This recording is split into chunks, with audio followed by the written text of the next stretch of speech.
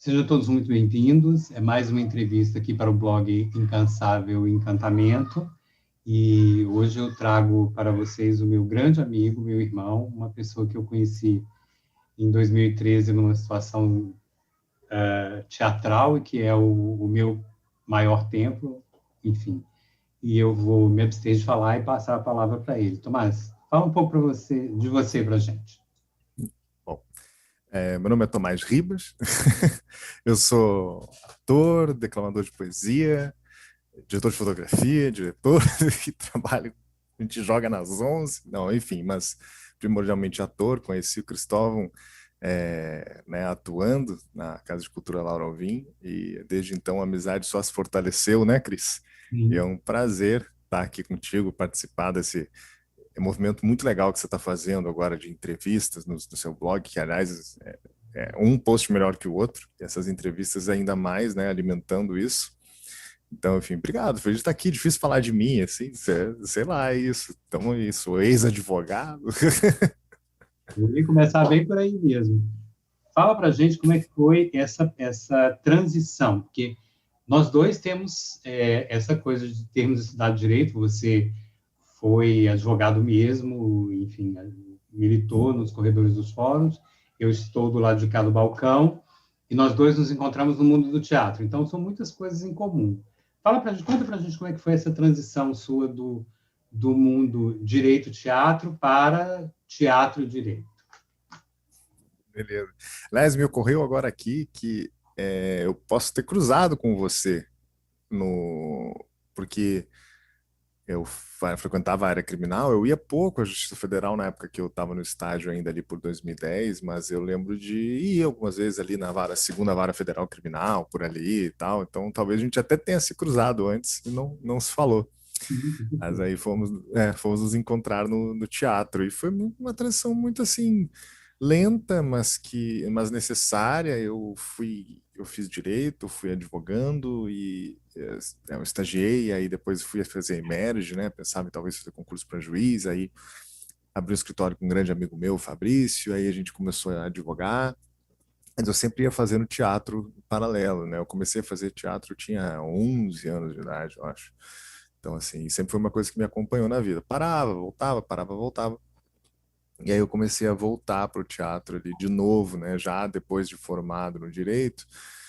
E em 2012, mais ou menos, aí foi quando eu fui buscar meu registro profissional também de ator. E como aí logo te conheci, depois de 2013, e aí eu fui fazendo direto, cara. Acho que desde lá não parei mais, né? Tô direto. Então, assim, chegou um momento ali por 2000 e... foi 18, 17, não lembro agora, perdi as contas, que eu não aguentava mais estar no escritório. Aquilo me fazia muito mal, assim. Nada contra a advocacia, eu sei que é uma profissão muito legal, a gente gosta, enfim, mas para mim aquilo não bastava, né? E eu me sentia muito sufocado. Então chegou um momento que não deu mais, não aguentei mais. Eu lembro, foi em dezembro, assim, acho que de 2017 ou 2018, não lembro, que eu falei, chega, não dá mais. E falei para os meus sócios lá do escritório, falei, ó, gente, vou sair, não dá mais para mim. E foi isso. Eu vou te ajudar a lembrar isso aí, que embora a gente não tenha produção, né? Mas a nossa produção aqui sou eu mesmo com a minha memória. Foi em fevereiro de 2018. Ah, tá. Não, mas eu tomei a decisão em dezembro de 2017. Mas quando você falou em 2018, a gente estava em cartaz lá com o zoológico, né? Uma história do zoológico, Uhum. na sala Rogério Cardoso, da Casa de Cultura, que foi uma Uma experiência. experiência. E aí você chegou e falou: hoje eu tomei a decisão mais difícil da minha vida. E é É, isso. isso foi uma situação específica. Eu já tinha saído do escritório, mas eu ainda estava fazendo algumas coisas com alguns colegas, e aí eu tinha ido. Eu lembro desse dia, a gente tinha apresentação nesse dia, né? Exatamente. Era, e eu acordei às 6 horas da manhã com uma ligação, e era um caso que eu estava acompanhando com um advogado meu. Quando o telefone tocou naquele horário, eu já sabia que era prisão, né? Aí o cliente tinha sido preso, aí eu fui para a Polícia Federal, fiquei horas lá, tá.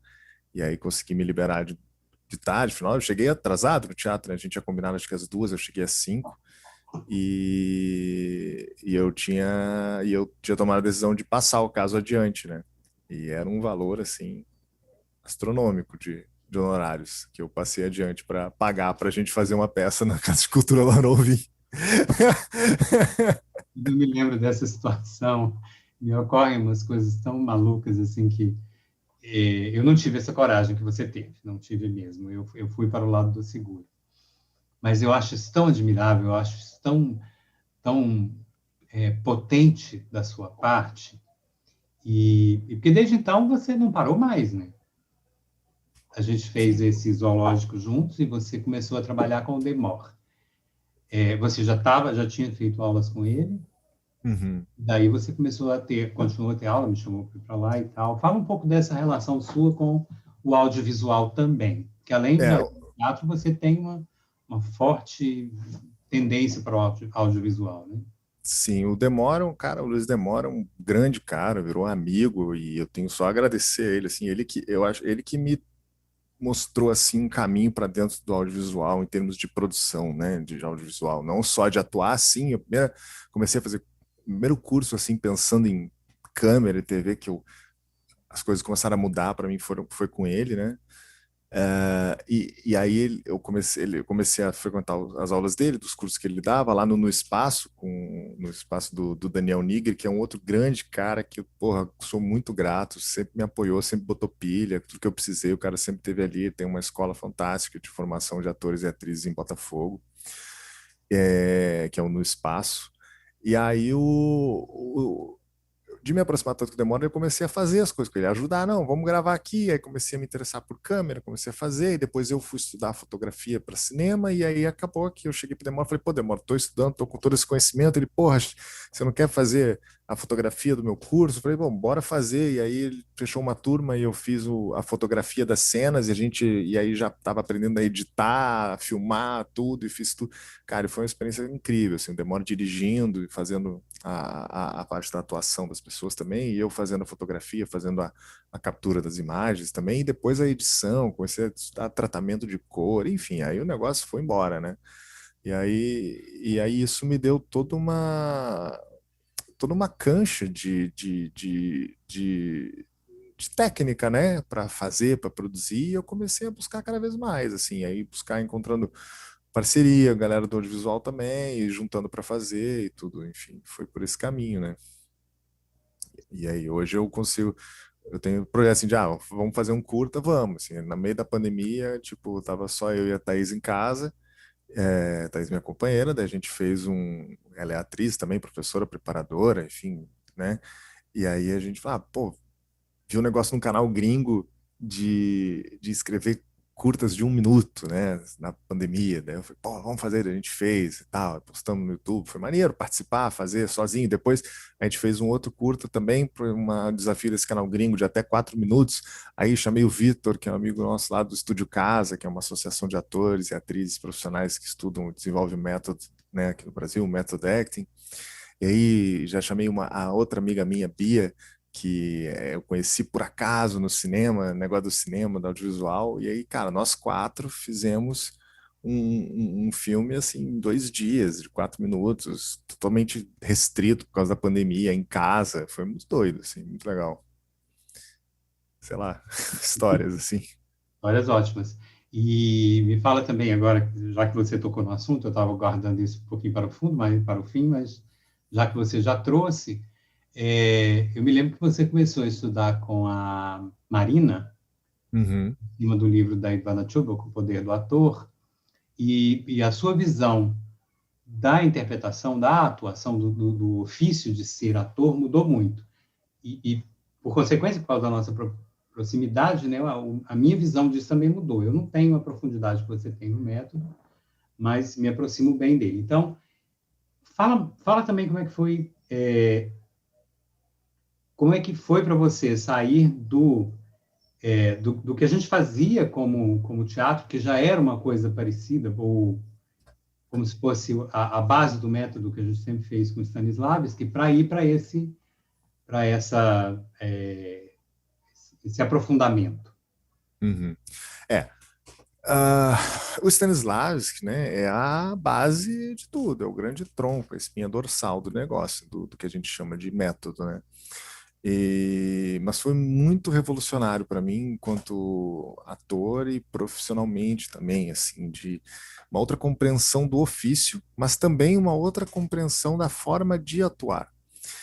É, comecei pela Ivana Chubbuck, né, estudando com a Marina Rigueira, grande professora, enfim, aprendi demais com ela. E a partir daí eu conheci uma galera muito legal, que é o pessoal do Estúdio Casa, e que estudava o método, e conheci a Thaís, que é minha companheira hoje, que é uma baita professora, entende do método como ninguém, assim, não só uma coisa, então não é só a Ivana Chubbuck, nem só Strasberg, nem só a Meisner, né? Ela estudou tudo que tem do método dela, novo que surge, ela estuda e ela prepara e ela junta essas ferramentas enfim, ela agora estava na China, né, preparando uma atriz brasileira num filme internacional, preparação no set, então assim, pô, era o diretor e ela ali falando, porra, dizendo como é que é atuar o negócio, né, então o diretor chega e fala, eu queria que fosse não sei o que, ela ia lá e passa o comando para a atriz, então assim, é um negócio bem aprofundado, assim, e para mim foi um abrir de olhos, assim, Cris, porque eu acho que eu tinha uma visão muito limitada do que era atuar, assim, eu tinha uma compreensão muito mecânica, e o próprio Stanislavski falava, e a gente ouvia falar, interpretação mecânica, atuação mecânica, e ficava, tá, a gente entendia mais ou menos o que era a atuação mecânica, a gente sabia que a gente não devia interpretar de forma mecânica, mas a gente não sabia como não interpretar de forma mecânica. Eu acho que essa que era a questão. Então, o método, acho que ele abre um caminho para a gente encontrar o elemento humano na atuação, né? Em que você ser realmente um ser humano, e aí, como dizia o Meisner, né? É vivendo verdadeiramente ali sob circunstâncias imaginárias, né? Porque que o Meisner falava, né? Que era que atuar era a habilidade, e era importante que ele dizia que era the skill, né, da habilidade, e se é uma habilidade pode ser aprendida, então você já afasta de plano essa noção de que, fulano é talentoso, fulana tem talento, é dom, é mágico, é magia, nasceu com estrela, isso não é verdade. Claro que tem pessoas que têm mais aptidão para uma coisa, mas menos aptidão para outra. Tem gente que, pô, cara, com certeza o Ayrton Senna tinha uma aptidão para dirigir carros, né? Mas isso não significa que alguém não possa chegar e aprender toda a técnica para dirigir carros e estudar. E se uma pessoa tem aptidão para o negócio, que é o que a gente pode chamar de talento, ela vai até certo ponto só no talento dela. A partir dali ela não passa. Ela precisa estudar, precisa desenvolver a habilidade. Então, assim, é uma habilidade que pode ser desenvolvida. Então, é a habilidade de viver verdadeiramente, né? Sob circunstâncias imaginárias, porque é isso. Você vai viver uma situação e as circunstâncias são dadas pelo texto, enfim, pelo improviso, pelo que for o negócio. Então, isso me deu uma confiança muito grande também, que eu não tinha no meu trabalho antes de atuação. De saber que se me derem um texto, eu sei o que fazer com ele, eu sei estudar, eu sei como estudar, eu sei como me preparar para chegar e entregar um trabalho no mínimo satisfatório. É claro que a gente quer o Oscar, né? Mas a gente faz o mínimo satisfatório, né? Porque até então, quando a gente depende de talento, intuição ou achismos, eu acho que o personagem faria assim, não sei o quê, a gente está sempre no desconhecido, né? Porque eu posso chegar no dia e não estar tá inspirado, e aí? Então, eu nunca tenho controle sobre o meu trabalho, é isso? Eu dependo de lua, e não dá para você trabalhar dependendo de lua, né? Você tem que ter controle sobre o seu trabalho, sobre o seu ofício. Então, acho que o método me deu principalmente controle sobre o meu ofício. Muito bom, muito bom, muito bom ouvir isso, porque é um pouco do que eu sinto. E como eu tenho aula com a Thaís também, uma das coisas que eu mais gosto nessa abordagem da Thaís é que ela... Duas coisas que eu acho. Primeiro, ela não limita. E segundo, ela, acho que talvez decorrente desse não limita, ela ensina para a gente que cada ferramenta pode ser específica para uma pessoa e para uma cena. Então, você vai usar essas técnicas, essas ferramentas que você aprende estudando o método. Umas coisas vão funcionar para um texto, outras coisas vão funcionar para outro texto, uma situação ou outra. E é bom o ator conhecer de tudo. Acho isso bacana. E você está indo muito nesse caminho. Assim. Acho Estou bem... tentando. E voltando um passo, eu tinha deixado isso por último, eu ia falar desse assunto antes, mas você pulou o assunto, eu volto. Tudo bem, fica à vontade. Fala para a gente da poesia. Como é que foi que você...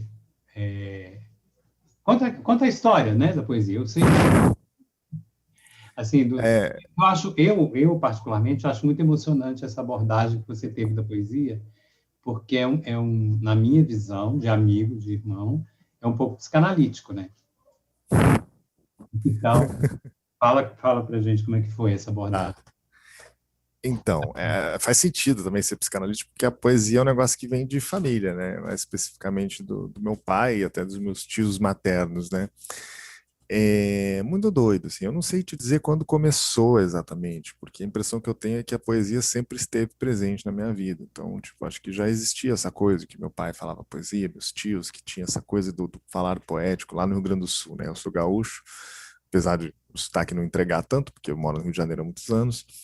É, e aí tinha essa coisa do meu pai declamar poesia e tinha um festival lá no Rio Grande, tem ainda um festival lá no Rio Grande do Sul que eu já fui muitas vezes, Festival da Barranca, que é sobre música e poesia, gaúcho e tal, cultura principalmente. E aí eu via um bando de gente falando poesia, eu achava aquilo muito legal, assim, e o meu pai falava poesia, e eu gostava de ler poesia, eu lembro que, assim, desde novo na escola, negócio de português, assim, eu tentava escrever poesia, desde que eu me lembro por gente, eu tento escrever música, eu tento escrever alguma coisa de poema, né? E aí, cara, eu sei lá, Cris, fui ficando mais velho, me aproximando cada vez mais da poesia. Comecei a frequentar Sarau, o Corujão da Poesia, nosso querido João do Corujão, mas uma vigília semanal poética que existe há tantos anos e está sendo agora online na pandemia. A gente conseguiu levar para esse ambiente para que o Corujão não parasse, né? Poesia não pode parar. E aí eu lembro que eu comecei, um dia eu falei, cara, eu preciso declamar também. Aí eu comecei, fui declamar a poesia, assim, mas inspirado pelo meu conhecimento de poesia, de atuação, que na época não era tão profundo assim, e da coisa do meu pai, né? Eu vi que eu levava jeito pro negócio, que aí entra que a gente fala da aptidão, né? Então a aptidão eu percebi que eu tinha, eu tenho. Só que também a aptidão só me levou até certo ponto. E aí quando eu começo a estudar o método, eu percebo que no método eu tenho uma possibilidade de aprofundar ainda mais a declamação da poesia. E aí eu começo a levar as ferramentas do método para para o poema. E aí eu acho que você está querendo falar da questão psicanalítica, porque a gente foi estudar, você fez aula comigo de declamação, e uma das ferramentas que eu até o momento julgo mais úteis para declamação são as ferramentas da Ivana, né? Da Ivana Chubbuck, de personalização, que é algo muito psicanalítico em certa medida de se fazer. Você começa a lidar você lida com as suas questões pessoais, emocionais. Claro, você tem o Strasberg, né, da caixinha de ouro e tal, mas assim, eu acho que a aplicação prática do Strasberg para a poesia eu acho que é um pouco mais distante. A Ivana já tem uma aplicação prática mais direta, que eu acho que é capaz de mover a poesia, uma declamação. E aí você começa a trabalhar com objetivo, né? Começa a entender que falar qualquer coisa, dizer um poema é também comunicar alguma coisa, e para você comunicar alguma coisa com outro ser humano, você precisa querer fazer alguma coisa, você precisa querer alguma coisa daquela pessoa, né? Se eu não quiser nada da pessoa que eu estou falando, a mensagem entra por um ouvido e sai pelo outro, né? Não tem direção nenhuma. Aí você começa a trabalhar isso, aí você começa a ver o que você quer quem da sua vida você quer aquilo, você aplica uma substituição, e aí vai embora. E é claro que nisso, muitas vezes, as pessoas vão esbarrar em questões pessoais profundas, feridas, relação de pai e mãe, né? Relação de amorosa, relação de filho, tudo. E aí as coisas vão pipocando. E aí você faz via online também, que agora tudo é online, Uhum. e mencionou aí que faço ainda com você, o curso de declamação de poesia. O Voz da Poesia, né? Eu tava fazendo, encerrou agora, foi a última aula, hoje é quinta? Ontem foi a última aula. Por enquanto eu não vou voltar com ele em abril, vou dar um tempo, mas eu dou aula para eu tenho um aluno particular que faz aula comigo lá do Japão. o, É brasileiro, mas lá do Japão. A gente inclusive estava fazendo um negócio muito interessante, que ele pegou um texto, e aí texto mesmo, que acabou que saímos da poesia, fomos parar no texto teatral, mas um texto em japonês. Quer dizer, você não sabe o que ele está dizendo. É como Não, se ele, a Ana englomerou, ele traduz para você. exatamente, ele traduziu para mim, eu já li, eu sei sobre o que se trata o texto, eu li o texto em português, mas ele está fazendo em japonês. Então, assim, e é muito interessante porque o texto muitas vezes atrapalha, porque uma coisa que a gente aprende no método é que o texto não é sobre o texto, né?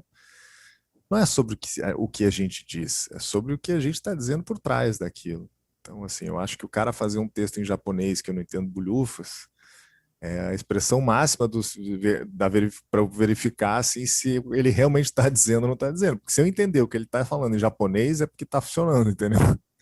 E aí já fez umas duas vezes e foi bem interessante algumas partes. E aí eu conseguia linkar o que ele estava dizendo com o que eu sei do texto. Falava, eu acho que ele está falando sobre isso aqui, estava mesmo. Então, sim, a compreensão acontece. A própria Ivana, no livro dela, logo no início, ela fala, dá um exemplo de um aluno dela que fala um inglês muito ruim, que ela não entendia nada que ele falava. Oi? Me lembrei desse E capítulo do livro, é aquele africano. é, Ele ganhou o prêmio, inclusive, depois de... sim, acho que Oscar de melhor coadjuvante, não foi?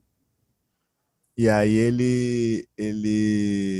e aí eu não lembro exatamente a passagem do livro, que faz tempo que eu li o livro da Ivana agora, mas aí ela fala que ele vai fazer, daí ele aplica as ferramentas e aí dá para entender o que ele fala, ou enfim, né? Então não é sobre o texto falado em si, é sobre o que está por trás.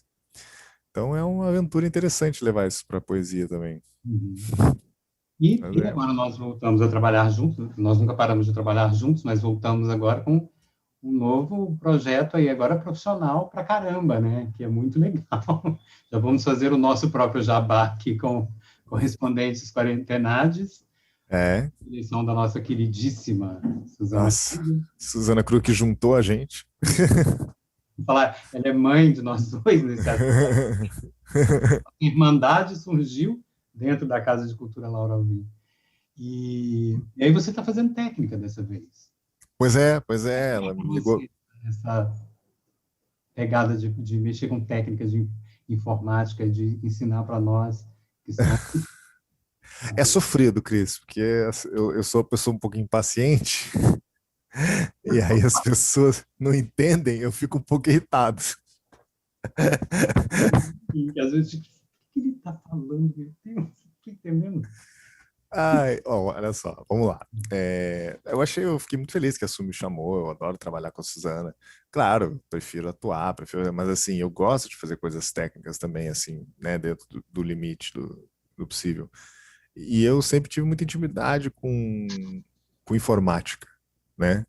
Com com essas coisas. Então, assim, logo no início da pandemia, rapidamente eu já fui me entendendo com todas as ferramentas que vinham, né?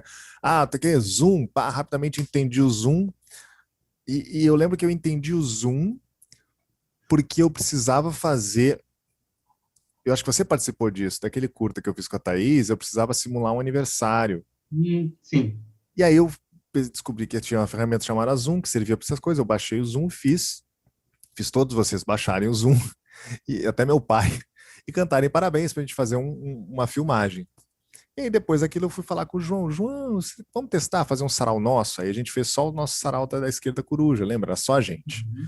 E aí, e aí a gente chamou poucas pessoas e chamamos o João, e o João amou. E aí o João falou, e se a gente fizer o corujão? Aí testamos, deu certíssimo, tá rolando até hoje. Hoje eu nem entro mais no corujão, o João já consegue fazer sozinho. O João, a Melina também, lá de Santa Maria, ajuda, da Reticina.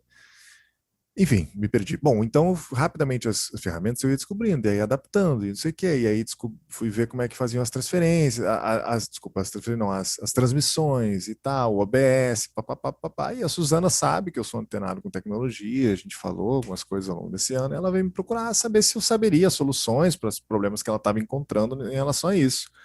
Eu falei, Suzana, tem para isso, dá para fazer assim, dá para fazer assado, e ela falou, você quer fazer? Eu falei, vamos embora. E aí me chamou e eu tô aí. E aí acabou que veio mais até fazer o site eu estou fazendo, então assim, já fui ter que aprender e fazer coisas não, mas assim, coisas no computador, se não for algo de uma complexidade nível programação, né, eu consigo fazer, eu consigo me virar. E está sendo bacana? Como é que está isso? Tá sendo legal, Cris, tá sendo legal. Hoje mesmo tive reunião falei com a Suzana, tive reunião com a Luana, que é do marketing, e a gente ficou vendo umas coisas do site. Eu acho que tá ficando legal o esquema, assim, as ideias de vocês estão muito bacanas. Tem que resolver as questões técnicas de lembrar de fechar microfone, fechar a câmera. Já lembrei, o último ensaio. Depois pergunto para a Suzana, o ensaio de terça-feira funcionou tudo. Tá, e a gente tem ensaio técnico amanhã, é uma reunião de 1 hora comigo para eu explicar todo o resto para vocês, assim. Eu acho que é bacana, Cris, eu gosto de ver as coisas funcionando, de soluções tecnológicas para criar, para fazer coisas assim. Eu brinco, né? Não tenho paciência, realmente, às vezes eu não tenho, porque quando as pessoas, você começa a falar, a pessoa não entende, começa, mas você sempre entendeu, eu te explico uma vez, você aprende, anota e depois faz, vai. O problema é quando a pessoa, sabe, entra por um ouvido e pelo outro, fica, depois eu vejo, quem não faz? Aí começa a dar uma certa irritação, assim. Por exemplo, eu mandar né, gente, aí a gente, na verdade, eu acho que o sentimento é um pouco de, sei lá, de negligenciado, assim, tipo, eu vou lá, eu paro meu tempo para fazer um vídeo explicando um negócio que eu lá mando para todo mundo e tem gente que eu vejo que nem assistiu, porque se tivesse assistido não faria, né? Então, assim, não estou falando especificamente do correspondente quarentenades, não, estou falando em geral, sabe? Quando você faz uma coisa para as pessoas cagam, sabe? Então, aí, mas tá muito bacana, cara, tá legal, tá? Eu tô adorando fazer. Acho que a galera tá super comprando, a galera tem um monte de dúvida, mas aí eu tiro a dúvida, a galera faz e já vai fazendo e funciona. Então, acho que tá sendo uma resposta muito legal na técnica desse espetáculo aí. Eu acho que esse espetáculo tá bem legal. A ideia, a proposta é sensacional, né? A Suzana é a sua criatividade. Impressionante, impressionante. Então, quer falar mais alguma coisa? Quer falar sobre sua vida pessoal? Sobre o quê? Sua vida pessoal? Momento caras. Não, não. Não, Cris, é isso. Então, só te agradecer por esse momento, por essa entrevista. É questões técnicas, né? Sou eu que faço a edição das entrevistas aqui do blog. Jabá, não é? É mais um jabazinho. Enfim, nós dois estamos de azul, acabei de reparar isso agora. Meu Deus, como a gente é. E, enfim, te agradecer por esse espaço, Cris, por pensar em mim para isso, te chamar aqui para a gente conversar. Eu adoro conversar com você. Obrigado por tudo e continua aí que tá ficando muito massa esse teu blog, cada vez mais. Manda bem. Então, eu quero te agradecer demais, meu irmão, meu querido amigo Tomás. Dizer parabéns para você de novo, né? Porque foi anteontem. A gente não pôde tomar aquelas cervejas maravilhosas, mas enfim, ano que vem estaremos. Uhum. Muito obrigado. Oxalá. Muito obrigado pela entrevista, pelo bate-papo. E nós encerramos aqui mais uma entrevista do Incansável Encantamento. Felicidade para todos e vamos esperar pela vacina que está chegando. Para fazer essas entrevistas ao vivo numa sala, num estúdio, quem sabe. Com cerveja. Muito obrigado. Valeu, Cris. Obrigado.